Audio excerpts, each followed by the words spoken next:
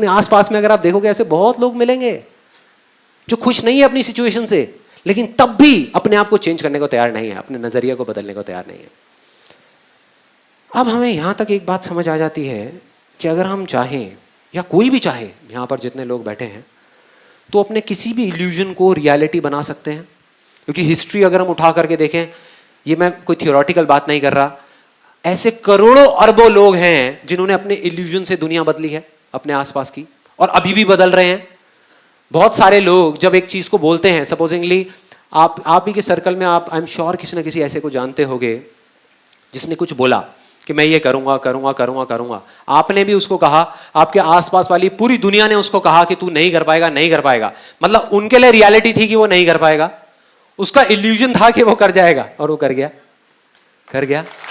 ऐसे बहुत सारे लोग हैं।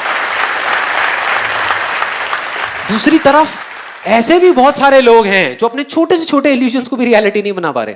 तो फर्क क्या है? फर्क क्या है? मतलब एग्जैक्टली ये काम कैसे करता है, क्या होता है?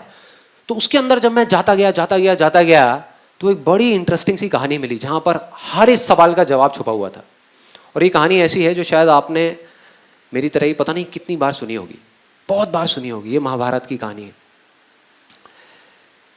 एक बार अपने एक आश्रम में, द्रोणाचार्य का नाम सुना है सबने?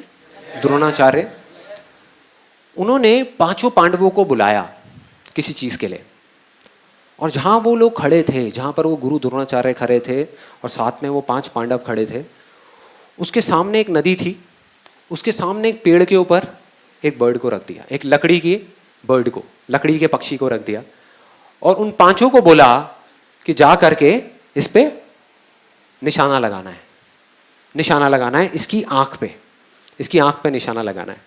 और एक एक करके उनको बुलाया। सबसे पहले आया युधिष्ठिर, वहां पर आकर के खड़ा हो गया।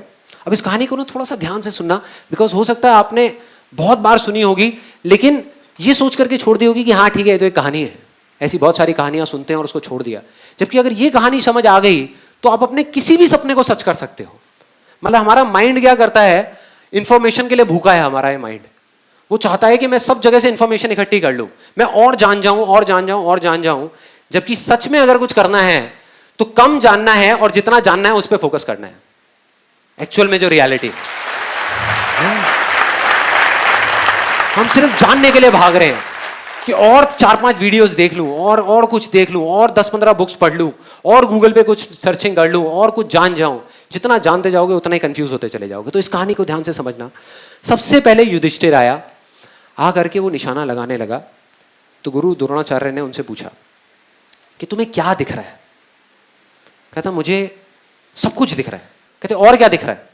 कहते और मुझे आसमान दिख रहा है, पेड़ दिख रहा है, पत्ते दिख रहे हैं, टहनियां दिख रही है, नदी दिख रही है, बादल दिख रहे हैं, सब कुछ दिख रहा है। कहते बहुत अच्छी बात है, जाके साइड में खड़े हो जाओ। उनको शांति से साइड में खड़ा कर दिया। उसके बाद में भीम आया। भीम से भी दोबारा से यही सवाल पूछा कि तुम्हें क्या क्या दिख रहा है? उसने भी अपनी पूरी लिस्ट बता दी, मुझे ये दिख रहा है, मुझे वो दिख रहा है, सब कुछ दिख रहा है। फाइनली अर्जुन आया। अर्जुन से पूछा तुम्हें क्या दिख रहा है? अब उनमें और अर्जुन में हल्का सा फर्क यह था कि अर्जुन की बॉडी में कुछ भी मूवमेंट नहीं हुई, मतलब पलक तक नहीं झपकाई, और ऐसे जाकर के वो खड़ा हो गया अर्जुन। और उससे पूछा गुरु द्रोणाचार्य ने कि तुम्हें क्या दिख रहा है? मुझे बर्ड की आंख दिख रही है, मतलब इस पक्षी की आंख दिख रही है। गुरु ने थोड़ा सा उसको हिलाने की कोशिश करी, बोले ध्यान से देखो कुछ और भी दिख रहा होगा, और भी बहुत सारी चीजें वहां पे। नहीं गुरुजी, मुझे सिर्फ उस पक्षी की आंख दिख रही है और कुछ भी नहीं दिख रहा। कहते चलाओ बाण। उसने बाण चलाया और सीधा जा करके उस पक्षी की आंख में। ऐसा क्यों हुआ?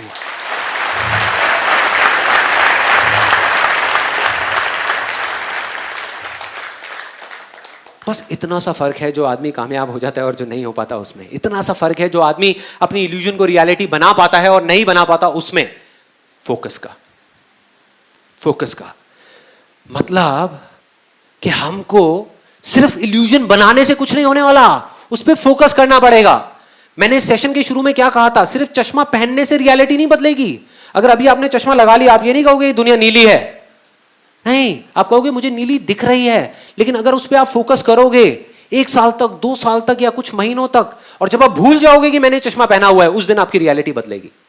मतलब कि फोकस करना पड़ेगा। इन सिंपल वर्ड्स कि जो भी आपका इल्यूजन है, जैसा भी है, अगर उस पे आपको फोकस करना आ जाए किसी भी तरीके से, तो उसको रियलिटी बनने से दुनिया की कोई ताकत नहीं रोक सकती, कोई नहीं रोक पाएगा।